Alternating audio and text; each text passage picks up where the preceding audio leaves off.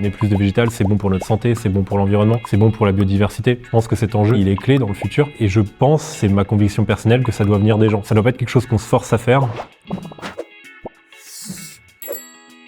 Bonjour à tous, nous c'est Maxime et Mehdi. Ça fait 2 ans qu'on travaille sur la startup Limit avec l'ambition d'apporter un regard ludique sur l'alimentation saine et durable en entreprise ou dans nos écoles, nos universités. Ça a commencé pendant le Covid où je tombais sur un documentaire de Yann Arthus-Bertrand qui m'a fait remettre en question beaucoup de choses sur ce que je croyais, notamment liées à l'écologie, et je me suis rendu compte qu'en fait c'était super compliqué de manger un peu plus végétal, un peu moins carné, tout en continuant à avoir mes bons apports nutritionnels. Quand on a commencé à travailler après nos études dans des grandes entreprises, on se sentait pas du tout engagé. On avait du mal à trouver du sens dans ce qu'on faisait. Et effectivement, cette recherche de sens qu'on n'avait pas forcément dans nos emplois d'avant, c'est un peu une combinaison de tout ça qui nous a poussé à entreprendre dans ce domaine et à faire quelque chose d'un peu plus grand que nous. Il y avait notre volonté d'agir sur l'alimentation, le fait de s'engager dans nos entreprises, le fait de plus manger seul. Tout ça, en fait, c'est bien agencé pour qu'on ait envie de monter un projet comme Limit.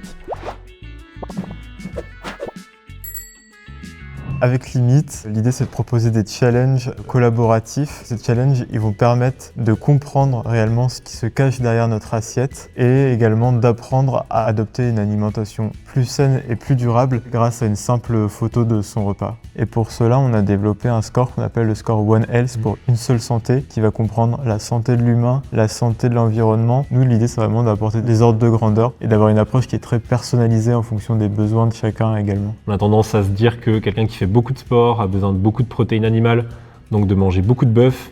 Je fais un gros raccourci, mais c'est pas si loin de ça. Et en réalité, il y a plein de contre-exemples qui montrent qu'on peut manger végétal et sportif. Il y a plein de sportifs, type là, ce qui me met en tête Hamilton ou Djokovic, qui sont des grands champions et qui sont loin d'être exemplaires en termes d'environnement, qui sont quasi vegan ou vegan. Donc ça montre qu'en fait, faut pas se cacher derrière cette excuse, faut juste le faire bien. Une alimentation végétarienne, si elle est mal préparée, elle est tout aussi dangereuse qu'une alimentation non végétarienne. En fait, les enjeux sont les mêmes. Ce qu'il faut, c'est bien comprendre ce dont on a besoin, préparer son alimentation en fonction de ça, quoi. Mais après, végétarienne ou pas, ça n'empêche pas d'être sportif. Je me suis rendu compte qu'en fait, on a souvent tendance à manger des pâtes par réflexe, des pâtes au pesto, des pâtes au fromage, des pâtes aux œufs. Il existe plein de céréales qui sont bien meilleures que les pâtes et qui sont tout aussi faciles à cuisiner et qui sont encore plus locales, comme le sarrasin, le petit épeautre, qui sont très bonnes d'un point de vue nutritionnel. Ça coûte pas plus cher, c'est pas plus compliqué à cuisiner et c'est bien meilleur pour notre santé.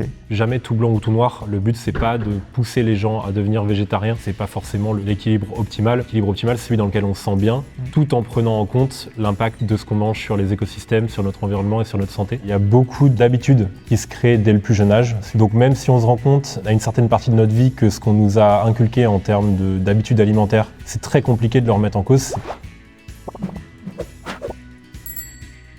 Mehdi est quasiment végétarien. Moi, je suis sur la route, mais mon plat préféré, ça reste les pâtes carbonara, donc j'ai un peu de travail à faire encore. Nous, on a essayé de sensibiliser sur ces sujets-là en allant dans les entreprises, dans les restaurants. On s'est rendu compte que si c'est pas un changement qui vient des personnes, ça va être très compliqué. C'est pour ça qu'on essaye de changer un peu la manière dont on le fait. Il y a plusieurs petites choses qu'on peut faire au début quand on sait qu'on doit changer un petit peu ce qu'on mange, mais qu'on a du mal à se motiver. La première, ça peut être de faire des petits changements sur les plats qu'on aime bien. Ça permet de faire une transition, comme tu disais, un petit peu progressive, qui casse pas tous les codes auxquels on est habitué, mais qui est un peu plus durable. Moi, je sais que ce qui m'a permis de changer un petit peu mes habitudes alimentaires, ça a été d'abord de prendre le prisme de ma santé. L'humain arrivera toujours plus à se motiver quand il y a un impact à court terme que quand il y a un impact à long terme. Et typiquement, mieux manger, ça a un impact vraiment à court terme sur notre santé et à long terme sur l'environnement. Le mieux, c'est de trouver des amis, des gens avec qui on va pouvoir le faire, y aller très progressivement. Voilà, manger un peu moins de viande à repas, aller au marché avec ses amis le dimanche. Il y a plein de façons d'amener les gens à reconsidérer les idées reçues sur le végétal.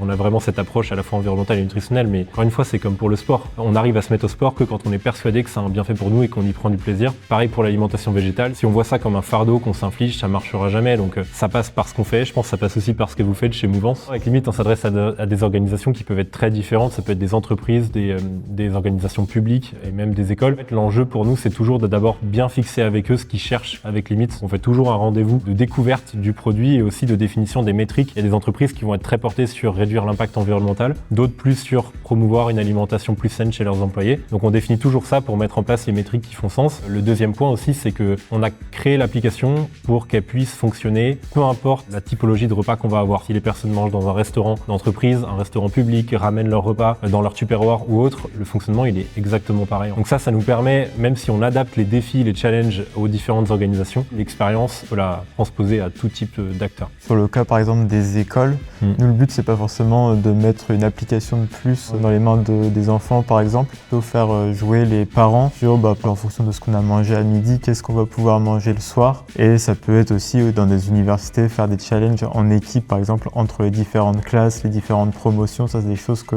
l'on peut mettre en place également. Pour résumer Limite, on peut parler avant tout d'engagement, parce que notre but c'est vraiment d'engager au maximum les gens vers une meilleure alimentation. À côté de ça, on peut parler de plaisir, parce que le but c'est de le faire de façon ludique, de passer un bon moment. La pause déjeuner c'est déjà normalement un bon moment, le but c'est de le rendre encore meilleur. Limite ça nous permet d'avoir un meilleur futur pour nous, pour notre santé, également pour notre environnement à grande échelle, parce qu'en fait l'alimentation c'est le seul sujet qui joue par exemple sur les 6 limites planétaires qui ont déjà été dépassées. C'est au-delà de la simple empreinte carbone, on va jouer sur l'eau, sur les écosystèmes. Donc c'est vraiment l'opportunité d'avoir un impact vraiment systémique. Et en plus sur la santé publique à long terme des gens. On est ce qu'on mange quand même, donc avoir une meilleure alimentation, c'est un gros enjeu de santé publique. Ouais, on est très admiratif des gens qui entreprennent tout seuls.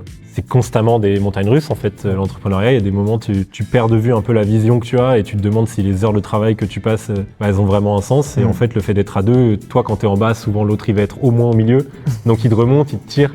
Et en fait, tu arrives à rester toujours un minimum motivé, quoi. Alors que quand tu es tout seul... C'était un câble si on avait fait ça tout seul, pour être très franc. Clairement. En plus, nous, on est amis depuis longtemps, on se connaît depuis le lycée. Travailler ensemble au quotidien. Des fois, forcément, on n'est pas d'accord sur tout, mais c'est ça qui est hyper constructif aussi. Et de creuser cette relation d'amitié au-delà d'aller boire un verre et vraiment d'entreprendre, je trouve que c'est vraiment quelque chose de génial.